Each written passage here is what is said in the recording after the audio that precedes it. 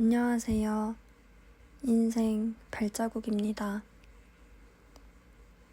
요즘 왜 이렇게 떡볶이가 먹고 싶은지 요새 계속 틈만 나면 떡볶이가 먹고 싶다고 노래를 부른 것 같네요. 그래서 그냥 오늘은 떡볶이를 사서 먹으려고요. 먹고 싶은 생각이 떠나질 않아서 제가 만들어 먹는 건 맛이 없을 것 같아서 이왕 먹는 거 맛있게 먹자 생각해서 근처에서 사왔습니다. 오늘은 플렉스하는 날이라고 생각하죠 뭐. 계란도 하나 삶아서 먹어야겠다 생각하고 계란을 꺼냈는데 이게 무슨 일인지 깨져버렸어요. 그래서 그냥 후라이를 했습니다. 한 달에 한 번씩 오는 호르몬 현상에 무너지는 제가 너무 싫어요. 그때마다 참고 참다가 이렇게까지 참아야 하나 생각도 들고 또 결국에는 이렇게 먹고 있어요. 먹고 있는 이 와중에도 왜 초콜릿도 먹고 싶은지 그동안 뭔가 고민해도 답이 안 나오는 상황에 신경을 써서 더 먹고 싶은 건지 이 와중에 진짜 먹을 게 생각나다니 제 자신이 너무 한심하네요. 그리고 평소보다 감정에 대한 변화폭이 심해져서인지 아니면 제가 생각한 대로 순조롭게 어느 것 하나 쉽게 풀리는 것이 없어서 오늘 엄마한테 전화통화로 넋두리를 했어요. 법률 상담이 쉽지 않을 거라 생각했는데 처음 예약을 하는 것부터 제 마음대로 되지가 않더라고요.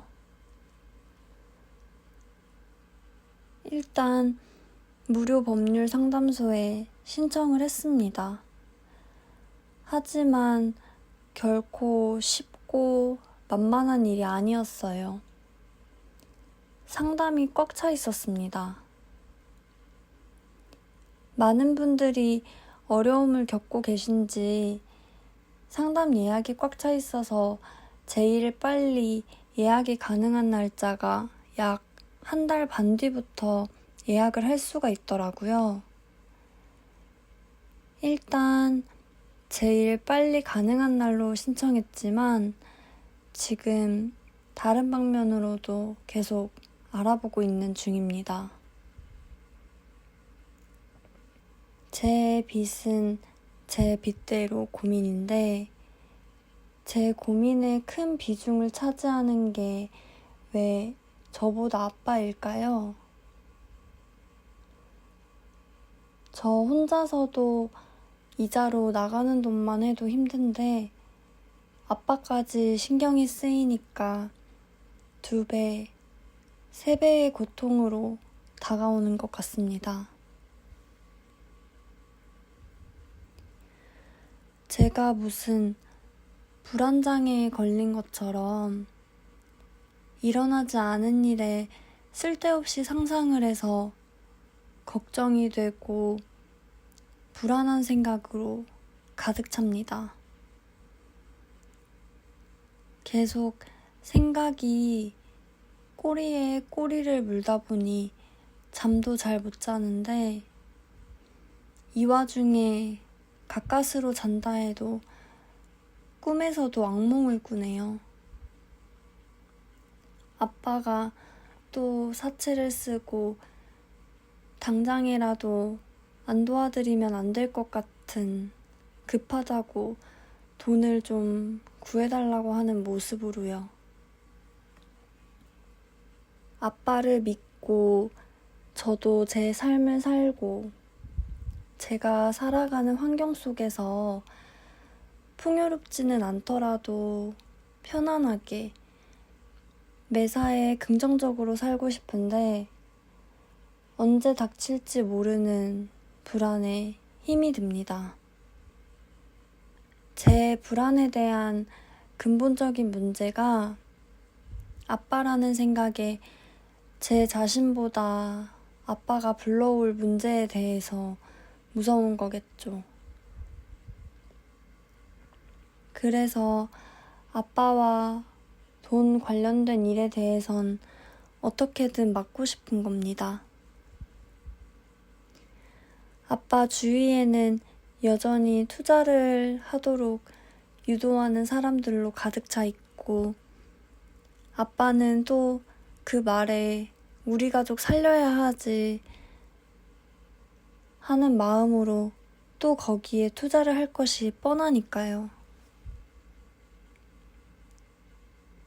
엄마한테 전화로 정말 엄마도 아빠 빚이 지금은 얼마 있는지 모르냐고 여쭤봤고 그랬더니 아빠가 말을 안 해주는데 어떻게 알 수 있는 길이 없다. 모른다.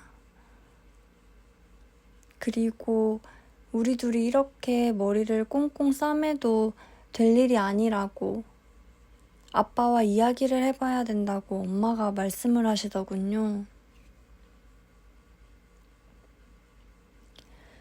그렇게 한참을 엄마와 아빠에 대해서 이야기를 하고 정말 더 이상 이렇게 가만히 있을 수 없다. 가만히 있으면 더 큰 일을 저지를 사람이다. 그리고 아빠에 대해서 다 파헤치자. 그래서 미리 막아보자라고 엄마와 결론을 내렸습니다. 그래서 이제 곧 추석이잖아요. 그때 저희 가족이 모두 만나는 날입니다. 아빠, 엄마, 저 3명이서 삼자 대면으로 이야기를 하려고 합니다. 일단은 삼자 대면을 하는 자리에서는 동생도 함께 이야기를 할지 말지는 고민을 좀 더 해보려고 해요. 6대4 정도의 마음인데 동생이 함께 해야 한다는 것이 6, 아니라는 것이 4입니다. 아빠가 현재 가지고 있는 빚이 가족들이 도와준 이후로도 얼마나 더 있을지, 얼마나 더 갚아 나가야 할지, 그리고 아빠의 계획은 무엇인지 등등 미래에 저희 가족이 다 살기 위해서 이제는 직면할 겁니다. 더 이상 피할 데도 없고 피한다고 되는 일이 이제 아니라는 것을 너무나 잘 아니까요. 괜히 피했다가 이렇게 시간만 지체되고 더 큰 빚으로 눈두덩이처럼 쌓여서 큰 일이 생겼으니까요. 한 번 겪었으면 된 거 아닐까요? 2번 겪는 건 정말 아닌 거죠. 그동안 아빠가 빚을 내서 어디에 썼는지 물어봐도 피하기만 하셨고, 그래서 다 짐작으로 또 다른 사람 말에 홀려서 투자하는 데 썼겠지라고만 생각했지만 실제 원금이 얼마였는지 그리고 이자가 얼마나 불어났는지 등에 대해서 얼마인지조차 몰랐었지만 이제 진짜 파헤쳐보는 과정을 거쳐서 바로잡을 겁니다. 그리고 정말 아빠의 현 채무 상황에 대해 제가 알아야 저랑 아빠 둘 다 개인 회생이나 파산 등 어떤 조건에 대해서 제일 잘 해결해 나갈 수 있는 방법인지 알 수 있을 테니까요. 또 자세한 정보를 드려야 상담을 받으면서 자세한 상담을 받아볼 수 있을 테니까요. 그리고 지금 상황이 또 심각하다면 심각한 대로 방법을 찾고 상황이 예전보다 나아졌다면 또 나아진 대로 그에 따른 방법을 찾고 무엇보다 제가 더 이상 괜한 상상으로 불안해하고 걱정하지 않고 싶습니다. 아빠한테도 전화해서 말할 거예요. 아니, 통보할 겁니다. 아빠가 가지고 있는 채무 상황에 대해서 추석에 만났을 때 다 말하자고요. 이날 아빠가 지닌 모든 빚에 대한 윤곽이 드러나겠죠? 그리고 제 불안과 걱정이 조금이나마 줄었으면 좋겠네요. 이렇게 말하니 저 너무 나쁜 딸 같네요. 아니, 나쁜 딸이 될 겁니다. 저 오늘부로 나쁜 딸이 됐습니다. 이렇게 제가 나쁜 딸이 돼서라도 아빠가 원래대로 돌아올 수만 있다면 뭐든 다 하고 싶습니다. 아빠를 어떻게 해서든 멈추게 하고 싶어요. 잘못된 길로 가는 것을 멈추게 하고 싶습니다.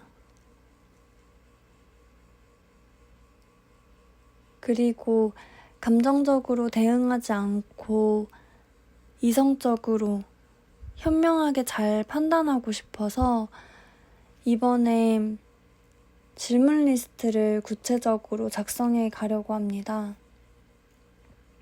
빚에 대한 출처 등 필요한 질문 리스트를 자세하게 작성해서 어떤 질문을 할지 지금도 계속 작성 중인데 뭐를 물어봐야 할지는 계속 고민이 되기는 합니다.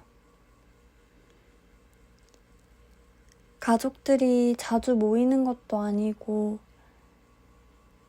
가족이 함께 한자리에 모이는 날이 명절 때나 가족 행사 때 만나는 거 아니면 드문데 이번에 곧 만나게 될 명절날에 좋은 이야기도 아닌 이야기를 꺼낸다는 게 너무 잔인한 것 같네요.